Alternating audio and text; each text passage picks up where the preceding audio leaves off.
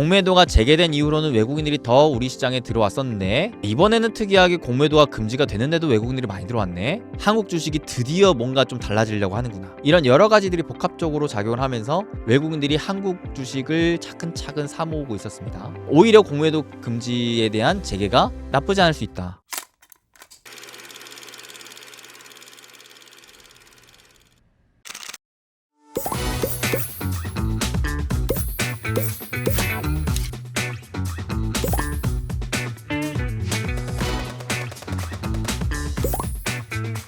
수빈쌤이 가진 지혜와 그 기술로 이제 우리 멤버십 회원들이 끌어주니까 부자로 가는 길이 보이더라고요. 쌤하고 공부하면서 주식에 투자하는 것도 좋았지만 세상을 알아가는 그 공부가 너무 좋았고 만들어진 그 공부방에서 하는 공부들이 너무 좋았던 것 같습니다.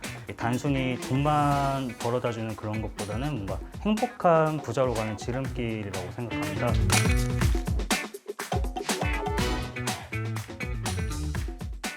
다가오는 3월 공매도가 다시금 재개된다고 합니다. 그래서 투자하시는 분들께서 야, 공매도가 재개되면 지금 시장의 주도주 다 무너지는 거 아닌가? 야, 이거 공매도 어떻게 되지? 라고 걱정하시는 것 같아서 지금 이 시간에는 다음 달에 공매도가 재개가 되면 또 시장은 어떻게 될 것 같고 그 다음에 기존의 주도주들은 어떻게 될 것 같고 어떠한 위험은 우리가 좀 피해야 되며 그 다음에 어떠한 기회들은 좀 잡을 수 있는지 이런 부분들을 한번 전체적으로 정리를 해보고요. 이제 3월 30일부로 공매도 금지가 종료가 됩니다. 즉 3월 31일부터 공매도 재개가 될 예정입니다. 근데 채팅창에 공매도가 뭐예요? 라고 물어보시는데요. 그러한 질문 너무 좋아요. 다만 괜히 막 눈치가 보이고 나는 이런 기초적인 것들 물어보기 좀 그래요. 그러면 눈치 보지 말고 얘한테 물어보세요. AI한테. 퍼플렉시티 일로와. 공매도가 뭐야? 주식 초보자한테 최대한 쉽고 간결하게 설명해줘. 뭐라고 하는지 볼까요? 공매도는 주식을 빌려서 파는 투자 방법이래요. 여러분은 지금까지 주식을 사기만 했죠. 근데 없는 주식을 팔 수가 있대요. 다른 사람한테 빌려서. 첫 번째, 주식을 빌린대요. 여러분들 주식 투자하다가 가끔씩 증권사 HTS 이런 알림 받아보시지 않았어요? 뭐 이거 대여에 대해서 지금 허락하겠냐고, 승인하겠냐고? 그게 뭐냐면 누군가가 내가 갖고 있는 주식을 빌리겠다라는 거예요. 그걸 내가 용인하겠냐라는 거예요. 그게 이제 다른 사람이 공매도 하려고 내 거를 빌리려고 하는 겁니다. 나는 이 주식을 갖고 있지 않은데 다른 사람이 갖고 있는 주식을 빌려요. 그리고 그 빌린 주식을 시장에서 팔아요.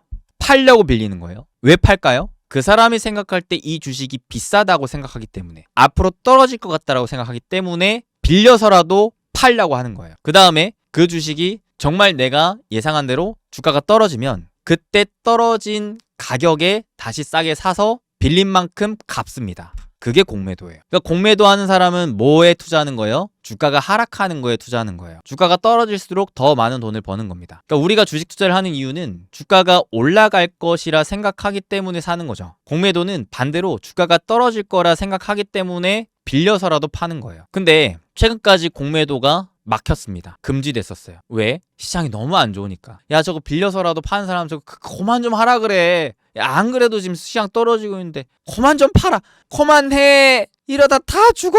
제발. 그리고 공매도 자체 구조적인 문제들이 있었기 때문에 이거를 해결하라 하는 투자자들의 좀 원성도 있었기 때문에 일단은 그걸 해결하기 위해서라도 좀 멈춘 겁니다. 근데 이걸 누가 싫어하냐? 이거 외국인들이 싫어해요. 왜냐하면 외국인들은 좀 더 합리적인 투자를 선호하거든요. 상승해도 배팅할 수 있고 하락해도 배팅할 수 있어야 돼요. 그들은 계속 적정 가격을 찾아가려고 합니다. 그러니까 시장을 왜 상승에만 배팅해야 돼? 하락에도 배팅하게 만들어줘야지. 시장을 풀어주길 바라는데 이걸 풀어주지 않으면 그 시장은 공정하지 않고 자유롭지 않다는 생각으로 그 시장에 대한 매력을 못 느껴요. 잘 안 들어옵니다. 그래서 실제로 공매도를 금지하면 외국인들이 좀 떠나가는 경우도 있어요. 반대로 공매도를 재개하면 외국인들이 들어오기도 합니다. 근데 그 들어오는 게 단순히 팔려고 들어오는 게 아니에요. 그 시장이 건전하구나. 내가 자유롭게 뛰어놀 수 있겠구나 라고 하면서 들어오는 거죠. 그래서 여러분들이 좀 오해하시면 안 되는 게 공매도가 재개된다고 무작정적으로 시장이 떨어지거나 주가가 떨어지는 건 아니에요. 왜? 여러분들 주식을 올라가는 거에 배팅을 해도 100% 돈을 못 버는데 떨어지는 거에 투자한다고 100% 돈을 벌 수 있을까요? 그들은 반대로 주가가 오르면 돈을 잃어요. 그들도 100%가 아닙니다. 그러니까 이게 된다고 해서 시장이 그냥 떨어진다? 이런 걱정을 미리부터 할 건 아니라는 거죠. 이번에 공매도 금지는 23년 11월 6일부터 시작됐으면서 원래는 24년 6월까지 하기로 했었으나 기간이 좀 연장돼가지고 올해 3월 30일까지 시행하기로 한 거죠. 왜? 다들 아시다시피 작년 하반기 시장이 너무 안 좋았잖아요. 근데 이제는 좀 시장이 좋아지고 있죠. 그러니까 슬슬 다시 공매도를 재개하겠다라는 이야기들이 나오고 있는 겁니다. 그래가지고 자, 앞전에 공매도가 재개됐을 때와 좀 비교를 하려고 해요. 대표적으로 언제 있었느냐? 공매도 금지 기간이 2008년, 2011년, 2020년 크게 3번 있었습니다. 2023년부터 진행됐던 건 지금이고요. 비교 대상은 크게 3가지가 있어요. 이때랑 비교를 해보는 거죠. 공매도가 재개된 이후로 시장은 어떻게 됐고 종목은 어떻게 됐는가. 일단 첫 번째 특징이 뭐였었냐면요. 외국인들의 시장 참여도는 확실히 높아졌습니다. 이게 지금 이게 박스 쳐져 있는 구간 있죠? 이 구간이 공매도가 안 됐던 기간이에요. 보면은 공매도 금액이 이렇게 바닥에 말라있죠. 그만큼 안 되게 막았다라는 거예요. 근데 봐봐요. 어떤 데이터가 있어요? 외국인 시장 참여 비중을 봤을 때 공매도가 금지되니까 외국인들이 좀 떠나기도 해요. 근데 이번에는 글쎄요. 오히려 외국인들이 들어왔네요. 그쵸? 좀 다르죠? 근데 앞전에 어떤 현상이 있었냐면은 공매도 재개가 된 이후로 외국인들이 다시 들어옵니다. 외국인들이 다시 들어와요. 외국인들이 들어옵니다. 자, 최근에는 공매도를 금지했는데도 외국인들이 들어왔어요. 그럼 재개한 이후로는 외국인들 어떻게 할까요? 이걸 던질까요? 더 살까요? 그 고민을 해볼 필요가 있죠. 과거의 데이터들을 통해서 내가 좀 공부를 해보려고 했는데 과거의 흐름과 좀 다른 흐름이 나오네? 왜 외국인들이 이렇게 샀을까? 공매도가 금지되는데도 불구하고 한국 주식의 매력을 느낀 거겠죠. 대표적으로 외국인들이 많이 샀던 게 반도체가 많이 있었죠. AI 수혜를 반도체가 많이 받으니까. 그 외에 기업들이 주주 환원에 대한 움직임들을 하나둘씩 보여주다 보니까 그런 거에 대한 장기적인 기대감을 가지면서 한국 주식이 드디어 뭔가 좀 달라지려고 하는구나. 이런 여러 가지들이 복합적으로 작용을 하면서 외국인들이 한국 주식을 차근차근 사모으고 있었습니다. 거기에 지금 또 금리 인하 시대죠. 전 세계적으로 돈이 막 풀립니다. 외국인들 돈 많아요. 그러니까 미국 주식도 올리고 코인도 올리고 금도 올리고 부동산도 올리고 뭐 자산이란 자산 쭉 다 올리고 있어요. 돈이 많아. 그 돈이 충분히 한국 주식의 매력을 느낀다면은 들어올 수 있는 거죠. 그래서 확률적으로 봤을 때 공매도가 재개된 이후로는 외국인들이 더 우리 시장에 들어왔었는데 이번에도 그럴 가능성이 높지 않겠나? 근데 야, 이번에는 특이하게 공매도가 금지가 되는데도 외국인들이 많이 들어왔네. 야, 이번에는 오히려 외국인들의 매수세를 좀 더 기다릴 수도 있겠다라는 생각을 저는 개인적으로 가져보고 있습니다. 그러니까 오히려 공매도 금지에 대한 재개가 나쁘지 않을 수 있다. 그러면 자, 시장에 대한 관점은 어떻게 볼 수 있느냐? 여기서 보세요. 공매도가 금지가 해제된 이후로 코스피의 1개월 수익률 평균은 상승, 3개월 수익률 평균은 추가 상승. 즉 공매도 해제 이후로 시장은 오히려 소폭 상승했다고 합니다. 과거 데이터들을 비교해 보니까. 근데 코스피 거래대금은 공매도 이후로 줄어들었대요. 시장은 소폭 회복을 하는데 외국인 자금이 들어오면서 거래대금 막 사고 팔고 하는 행위들 있죠. 주로 이제 개인들이 많이 뛰노는 시장이 거래대금이 많은데 외국인들은 한국 주식을 사는 반면 개인들은 좀 숨고르기를 했다라는 거예요. 좀 신중하게. 좀 특이하죠? 그러니까 외국인들은 좋아하는데 개인 투자자들은 별로 좋아하지 않는다. 근데 시장은 역설적으로 올랐다. 그래서 시장에 대한 차트를 좀 보시면은 공매도 이제 재개 사례를 비교해서 분석했을 때 여기다 보면 공매도 거래대금 요게 이제 쭉 말라 있다가 이렇게 재개가 된 시점 있죠. 재개가 된 시점에 한국 증시는 어떻게 됐었냐? 코스피가 단기적으로 나쁘지 않았다. 그러면서 중장기적으로 이렇게 상승을 했다라는 거죠. 분명히 공매도는 계속 많이 발생하는데 그 다음 이때도 보면 공매도가 없다가 이렇게 공매도가 생겨요. 자, 이때는 어떻게 됐어요?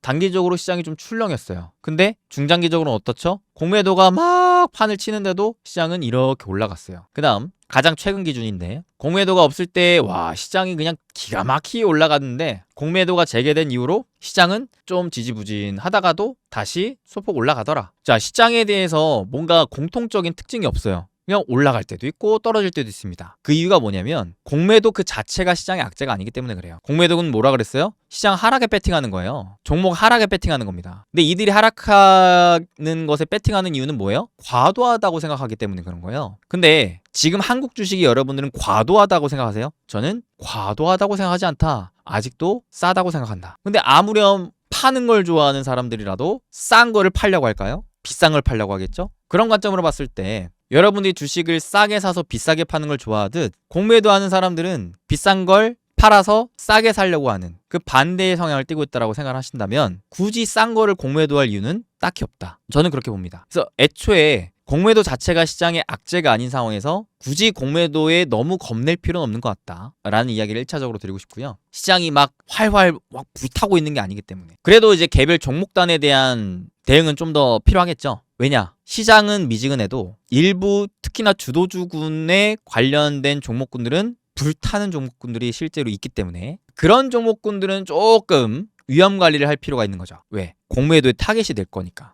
야, 얘는 아무리 봐도 지금 돈 버는 것들 보고 앞으로 돈 벌 이런 잠재력들을 봐도 요거는 좀 과한데? 이렇게 생각할 수 있잖아요. 그래서 보통 여러분들 공매도의 타겟은 뭐가 되냐면 많이 오르고 상대적으로 비싼 종목이 타겟이 됩니다. 합리적인 선택이죠. 그들도 투자자니까. 그러니까 여러분의 포트폴리오에 만약에 단기적으로 너무 많이 오르고 내가 봐도 너무 비싸다고 생각이 든다면 공매도 재개되기 전에 어느 정도는 비중을 줄여놓는 대응을 하시면 된다. 너무 겁먹진 않으셔도 될 것 같다. 그래서 증권사에서는 이렇게 정리를 해줬어요. 현 시점에 많이 오르고 업종 내에서도 비싼 종목이 뭐냐 하니까요. 대표적으로 이렇게 정리를 해주네요. 그래서 만약에 여러분들이 갖고 있는 종목들 중에 여기 안에 해당하는 종목들이 있다면 단기적으로는 만약 여러분들이 공매도가 걱정이 되는 투자자라면 일부 분할 매도 수익 시즌을 좀 챙겨놓고 흐름을 지켜보는 게 낫겠다. 그래서 뭐 삼양식품, 두산, LS일렉트릭, 한화에어로스페이스 등등등등 있죠. 그래서 요거를 조금 섹터군으로 본다면 많은 분들이 알고 계시는 조선, 기계가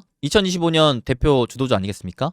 그만큼 많이 올랐죠. 오히려 얘네가 약간 타겟이 될 수도 있다. 단기적으로는 그로 인해 좀 흔들릴 수도 있다라는 거죠. 개인적으로 너무 많이 단기적으로 올랐다 싶으면 공매도가 재개되기 전에는 조금씩 좀 팔아주는 대응도 필요하다라는 거 참고하시면 되겠습니다. 최근에 공매도를 금지하기 전에 실제로 공매도를 어디에다가 많이 했었느냐? 철강화학이었습니다. 근데 이것도 사실 너무 옛날 자료인 게 공매도가 2023년 11월 6일부터 시작됐다라고 했잖아요. 자, 이때 당시 2023년이면은 2년 전이거든요. 그때 공매도 타겟이 가장 많이 됐던 게 뭐였다라는 거예요? 철강화학이었다라는 거예요. 왜? 얘네가 뭔데? 얘네 2차 전지잖아요. 2023년에 주도주였어요. 그만큼 단기적으로 그 기업이 갖고 있는 가치보다 주도주의 성향을 띠면서 너무 많이 올랐던 거죠. 가령 2023년 에코프로 같은 경우도 그랬고 에코프로 BM 같은 경우도 그랬고 포스코홀딩스 같은 이런 철강화학 쪽이 단기적으로 많이 오르니까 공매도에 타겟이 됐던 겁니다. 근데 그랬던 2차 전지 지금은요? 지금도 여전히 공매도를 할까요? 이렇게 고점 대비 거의 뭐 7, 80%가 떨어져 있는데 고점 대비 7, 80%가 떨어져 있는데 그러면서 본격적으로 올라가기 전까지 다 내려와져 있는데 지금도 막 비싸다고 하면서 막 때릴까요? 글쎄요. 그러지 않을 가능성이 높지 않을까요? 그러니까 이거를 너무 과거 데이터 통계만 맹신해서는 안 된다라는 이유죠. 그러니까 그 본질을 이해해야 되는 거, 본질. 공매도가 뭐지? 아, 비싸다고 생각해서 파는 거구나. 그러면 비싼 거를 주의해야 되네. 근데 보통 비싼 주식이 지금 시장의 주도주인데 재작년에 주도주는 2차 전지였으니까 2차 전지가 공매도에 타겟이 됐었구나. 근데 여러분은 그때를 한번 잘 생각해 보실래요? 그때 분명히 공매도가 있었어가지고 이 하락을 공매도가 만들었거든요. 근데도 불구하고 주가가 갑자기 이렇게 팍 튀었어요. 단기간에 100%가 뛰었습니다. 왜? 자, 쉽게 생각하면 주식은 결국 살려는 사람이 많으면 주가는 올라갑니다. 팔려는 사람이 많으면 주가는 떨어져요. 공매도도 사실상 팔려고 하는 사람이에요. 근데 자, 팔려고 하는 사람이 제 아무리 팔려고 해봤자 살려고 하는 사람들이 더 많아지면은 주가는 올라가죠. 그렇죠? 근데 공매도에 리스크가 있어요. 리스크가 뭐냐? 없는 걸 빌려서 팔고 있는 거예요. 그럼 결국 나는 갚아야 되잖아요. 사실상 내가 대출한 거기 때문에 대여한 거잖아요. 내가 나중에 이거 떨어지면 돈 벌고 갚을게가 되는데 이게 올라요. 그러면 그 공매도한 입장에서는 손해죠. 여러분들이 손절한다고 생각하시면 되세요. 주가가 올라갔고 이들 입장에서 손해를 보는 거예요. 마이너스 10%, 마이너스 20%. 이들이 설정해 놓은 손절 라인이 있을 텐데 감당이 안 되는 거죠. 그러니까 어느 적정 수준이 넘어가면은 안 되겠다. 이들 입장에서 손절이라고 표현할게요. 손절을 하는 겁니다. 그럼 어떻게 돼요? 매도하려던 사람들이 매수를 해야 돼요. 왜? 빌린 거 갚으려고. 그러니까 안 그래도 막 매수가 밀어붙이고 있는데 매도하려던 사람들까지 어쩔 수 없이 매수를 해야 되니까 여기서 주가가 팡 뛰어버리는 거예요. 그거를 보통 공매도 세력을 이겼다라고 표현합니다. 재밌죠? 그러니까 공매도가 있다고 해가지고 주가가 무작정 떨어지는 건 아니에요. 그거를 이길 만한 매수세가 있으면 오히려 주가는 더 올라가요. 완전히 폭발합니다. 그러니까 이 또한 정답이 없어요, 여러분. 계속 시장의 흐름을 보면서 대응해야 되는 거예요, 대응. 그러니까 여러분들 뭘 생각해야 되냐면 첫 번째, 내가 갖고 있는 주식이 정말 많이 비싼가? 고평가인가? 만약에 그런 불안감이 있다면 조금 분할 매도해야겠죠. 아무리 막 성장 잠재력이 커도 모르는 거니까 그거는. 단기적으로는 고평가인 건 맞으니까. 그거를 타겟하려고 하는 매도 세력이 들어오니까 일단은 좀 분할 매도해놓고 대응을 해놓는 거죠. 그 다음에 두 번째는 나머지 물량은 혹시 모르잖아요. 지금 비싼데 뭔가 갑자기 또 호재가 터지거나 뭔가 갑자기 막 돈을 확 벌어. 아니면은 정말 뭐 예를 들어 어떤 대기업이 막 또 그 기업을 막 사. 막 트럼프가 뭘 국내 예를 들어 조선이라고 하면은 조선 관련해서 뭐 트럼프가 직접 나가서 갖고 뭘 한대. 뭐 로봇도 뭘 한대. 이러면은 기존의 사람들이 생각했던 것보다 훨씬 더 큰 뭔가 나오면서 막 비싸도 더 살려고 하는 사람도 있을 수 있어요. 그러면은 이때처럼 뭔가 단기간에 펑 터질 수도 있다는 거죠. 그거 내가 또 못 먹으면 아깝잖아요. 나머지는 마찬가지 추세를 보면서 대응하면 돼요. 깨지면 전략 매도하고 안 깨지면 좀 더 보는 거죠. 그러니까 이거는 항상 주식은 대응의 영역입니다. 내가 잘 대응하기 위해서 미리 예측해가지고 시나리오를 잡아놓는 거예요. 그 중에서도 조금 높은 대응 시나리오는 뭐가 있을까를 미리 공부해 놓는 것 뿐입니다. 왜? 주식은 100% 없으니까요. 그러니까 대표적으로 조선이라든지 로봇 최근에 많이 올라서 좀 비싸져 있는 거. 그 중에서도 개별 주식을 보시면은 아까 리포트에 나와 있던 이 표에 있는 주식들 중에 조금은 내가 리스크 관리 해야겠다. 이 정도면 일단 단기적으로 벌었으니까 안정적으로 수익 좀 챙겨놓고 마저 좀 더 지켜봐야지. 이런 식으로 대응하면 어렵지 않다라는 거죠. 그럼 마지막 세 번째. 그러면 이것 때문에 주도주가 끝났는가? 이것도 과거 사례를 보니까 2009년에는 그렇게 됐대요. 주도주가 공매도 재개한 이후로 끝났대요. 근데 2011년이랑 2021년은 일부 업종을 제외하면 막상 또 그렇지도 않았대요. 오히려 지금은 또 과잉 완화 관점. 무슨 말이냐면 한국 주식 겁나 싸요. 근데 말했죠. 금리 인하 때문에 돈은 계속 더 풀리고 있어요. 그러면서 한국의 수출과 이러한 기업들의 실적도 앞으로 점점 좋아지려고 하고 있어요. 그러니까 앞으로 좋아지려고 하는 상황이기 때문에 어느 정도는 위기라고 보기보다는 좀 기회라고 볼 수 있다. 그래서 오히려 저는 이 부분을 너무 겁먹어서 막 다 팔고 떠나는 게 아니라 일부 대응해놓고 또 계속해서 기회를 노리는 게 좋지 않을까라고 생각을 합니다. 이거를 지금부터 걱정하기에는 아직 한 달도 넘게 남았어요. 너무 막 터지지도 않을 시한폭탄을 언제 터질까 막 고민하면서 아무것도 안 하고 있기보다는 그냥 언제쯤 터질까 좀 차분하게 보면서 적정하게 리스크 관리 해놓고 계속 기회를 보고 하는 게 훨씬 더 낫다라고 저는 보는 거고요. 그 다음에 그러면 공매도 이후로는 내가 어떤 식의 전략을 짜면 좋을까를 고민해봐야 되겠죠. 그랬을 때 저는 공매도 재개 이후로 본격적인 여름이 찾아올 것 같아요. 시장도 좋아지고 외국인들 들어와. 그 다음에 종목도 더 많은 종목들이 강하게 오르는 그러한 시장. 그야말로 불타오르네 라는 시장이 그때 좀 펼쳐질 수 있지 않을까라고 생각을 해보고 있습니다. 다만 단기적으로 너무 많이 오른 주식들은 어느 정도 리스크 관리를 좀 해놓고요. 새롭게 내가 좀 사고 싶은 주식들은요. 좀 더 그러한 공매도에도 공매도에 피해를 입지 않을 안정적인 그러면서도 추가적인 성장을 기대할 수 있는 그런 주식들 위주로 사면 좋겠다. 이때부터는 사실 주식 투자 난이도가 훨씬 더 쉬워질 거예요. 왜? 실적이 찍히는 기업들이 더 부각을 받을 수 있을 테니까요. 실적이 찍히는데 성장성까지 갖고 있다? 공매도할 이유가 없고 여름맞이 사람들이 안 살 이유가 없죠. 그러니까 이런 주식들을 여러분들이 지금부터 미리미리 찾아놓으면은 여름에 더 불타오르는 계좌를 만들 수 있겠죠. 저도 그래서 이번에 4분기 실적 발표 나오는 이제 실적 시즌 끝나고 전반적인 실적을 쫙 정리해 볼 거예요. 그래서 그 중에서도 성장성을 엿볼 수 있는 이제 또 핵심 기업들이 뭐가 있을지 우리 멤버십 가족분들과는 같이 공부를 할 예정인데 이 또한 저는 봄에 준비를 끝내놨기 때문에 여름을 미리 준비하는 거죠. 남들이 공매도를 무서워하면서 벌벌 떨 때 왜 무서워할 거지? 오히려 기회인 것 같은데? 라고 하면서 저는 미리 여름을 준비하려고 해요. 이런 것들을 시장이 알아주기 전에 미리 공부해놓고 준비해놓고 시장이 알아주려고 하면 그때부터 저는 좀 더 집중하려고 생각 중에 있습니다. 그러니까 저는 공매도도 기회로 활용을 할까 합니다. 근데 이러한 실적이 나오면서 성장성을 기대할 수 있는 주식이 그 중에 하나가 저는 자율주행이라고 보고 있어요. 모멘텀 센티도 너무 좋아요. 로봇이랑 연결 지을 수도 있으니까. 그리고 이제 올해 하반기 중으로 일론 머스크가 테슬라의 이제 완전 자율주행에 대한 테스트 돌입에 들어갈 것이기 때문에 오히려 그때는 시장이 또 자율주행에 많은 관심을 가질 가능성은 전 높다라고 생각하거든요. 만에 하나 그 흐름에서 완전 자율주행에 대한 테스트가 성공적으로 시장에 발표가 되면 시장은 또 한 번 와우 할 수 있을 것 같다라고 저는 생각합니다. 챗 GPT가 AI의 포문을 열었듯 결국 자율주행의 포문을 누군가는 열 텐데 그 포문을 열 가능성 높은 건 역시나 테슬라고 아직은 뭐 저도 모르겠지만 만에 하나 그걸 연다면 시장은 자율주행에 단기적으로 환호할 가능성 높겠죠. 가뜩이나 그 중에서도 실적이 나오고 싼 주식들이 있으면 저는 개인적으로 그거를 기회로 잡고 싶습니다. 만약에 이게 내가 이해가 안 된다? 그러면 더 쉽게 요청하면 돼요. 주가 떨어질 것 같을 때 돈 버는 방법! 남의 주식 빌려 팔기! 진짜로 주가 떨어지면 더 싸게 다시 사서 갚기! 비싸게 팔고 싸게 사서 갚은 이익! 핵심은 떨어질수록 돈 버는 구조다! 하지만 오르면 손해다! 야! 더 쉽게! 이러면 이 AI가 머리가 터지겠죠 그러면? 주식 빌려서 팔기! 값 떨어지면 싸게 사서 갚기! 차익이 내 돈이다! 값 오르면 큰일 나요!